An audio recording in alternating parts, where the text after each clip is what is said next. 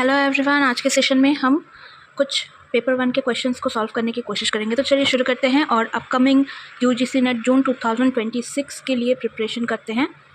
2026 जून की एग्ज़ाम 22 से 30 जून के अंदर आपकी होने जा रही है। तो चलिए शुरू करते हैं और देखते हैं कुछ पीवाईक्यूज़ को सॉल्व करना कितना इंपॉर्टेंट है ये आप सभी को पता ही है एंड आप अच्छे से कर भी रहे होंगे सॉल्व।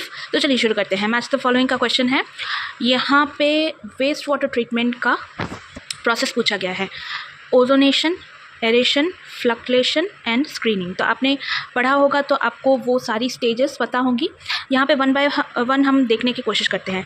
तो इसका आंसर स्पेसिफिकली क्या होगा? A will be the right answer. देखते हैं।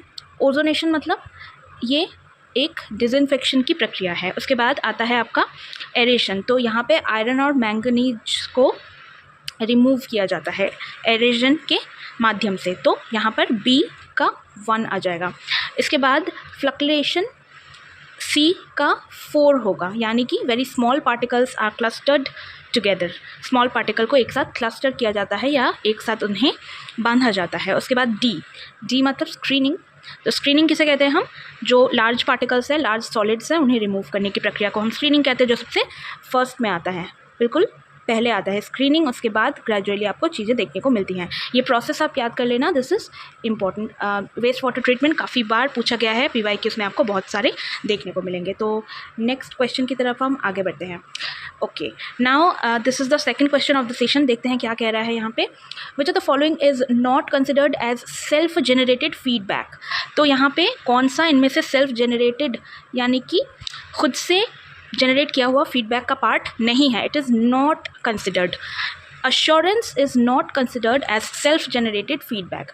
बाकी रिव्यूइंग करना या फिर रिट्रेसिंग करना या फिर ऑब्जर्वेशन करना, ये सारे हैं पार्ट्स हैं सेल्फ जनरेटेड फीडबैक के, लेकिन अश्योरेंस यहाँ पे पार्ट नहीं होगा। तो A will be your right answer. Okay, next हम आगे बढ़ते हैं और देखते हैं एक और मैच द फॉलोइंग का क्वेश्चन है।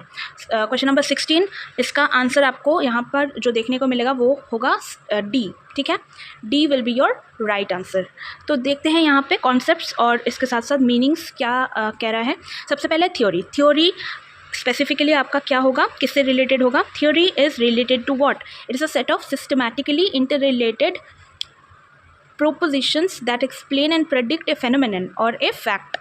तो थ्योरी एक प्रिपोजिशन के द्वारा एक्सप्लेन किया हुआ एक फेनोमेनन को बताता है, इंटर रिलेटेड होता है और सिस्टमैटिकल होता है नेचर में, तो उसे हम थ्योरी कहते हैं। मॉडल किसे कहते हैं हम? मॉडल होता है एक जनरलाइज्ड किया हुआ रिप्रेजेंटेशन जो कि सिस्टम को बताता है, और an object that is constructed to some aspect of the system और सिस्टम और एज ए होल।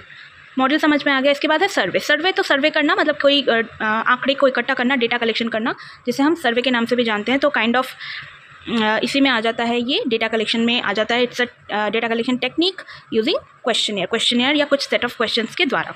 इसके बाद आता है आपका मॉडलिंग। मॉडलिंग हम किसे कहते हैं? मॉडलिंग आता है आपके रिसर्च प्रॉब्लम में जो रिप्रेजेंट करता है मैथमेटिकल मॉडल को। तो ये हो गई आपकी answer will be D.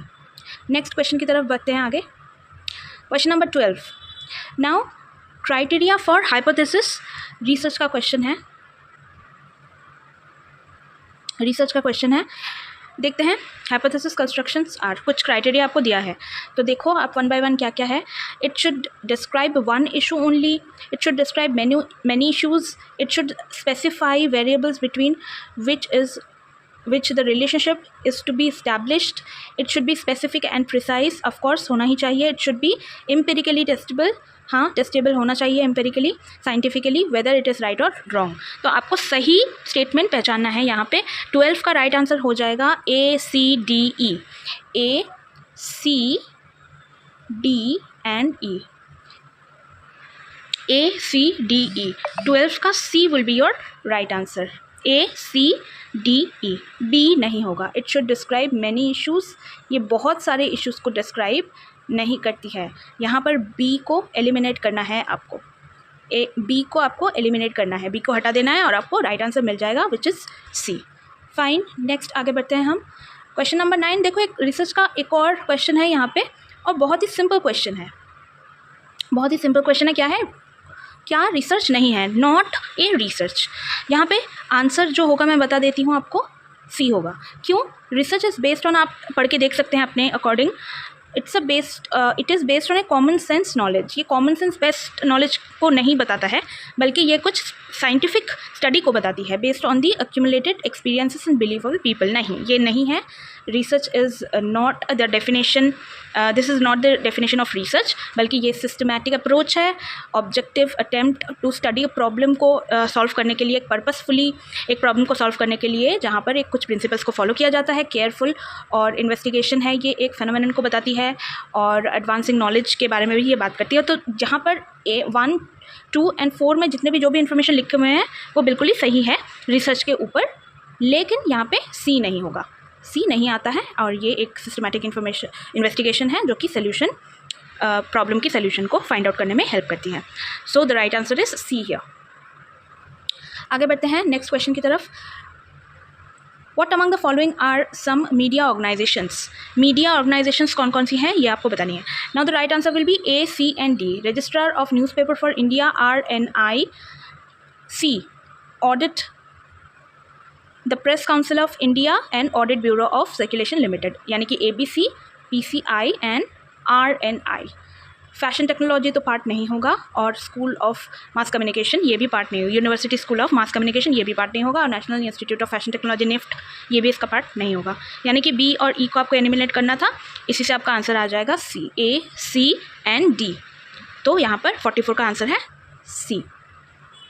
Next आगे देखते हैं, last and final question of the session, the role of a teacher. Teaching का क्वेश्चन है।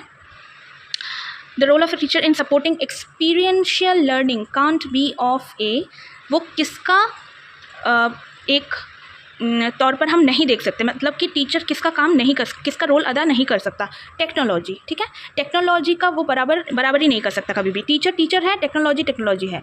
एक टीचर कभी भी टेक्नोलॉजी का जो रोल है वो उसे अदा नहीं कर सकता। यानी कि टीचर अपने क्लासरूम में जो एक ऑफलाइन एक सिस्टम को या प्रोसेस को फॉलो करते हुए बच्चों को पढ़ाता है, और एक इनफॉर्मल प्रोसेस को फॉलो करते हुए इनफॉर्मली बच्चों के साथ घुल मिल के पढ़ाता है, वो एक अलग ही प्रोसेस है। लेकिन वो टेक्नोलॉजी को कभी भी उसका उसकी जगह वो नहीं ले सकता। तो कांट बी इसीलिए लिखा हुआ है, कांट बी ऑफ ए और the technology, D will be the right answer. और इसी के साथ आपका सेशन यहीं पर एंड अप कर रही हूँ। और अगर आपको सेशन अच्छा लगा हो तो please do like and subscribe the cape of good hope channel. Also आपको यहाँ पे पेपर 1 की जितने भी जो भी इन्फॉर्मेशन है एंड ऑल्सो PYQs हैं वो आपको देखने को मिलेंगी। तो चैनल को सब्सक्राइब करना, लाइक करना ऑफकोर्स से मिलते हैं नेक्स्ट सेशन में। टिल देन कीप स्टडिंग, बहुत ही अच्छी तरीके से PYQ को सॉल्व करें और सेशंस को देखते चलें, ठीक है। This is all about it, will meet soon, bye.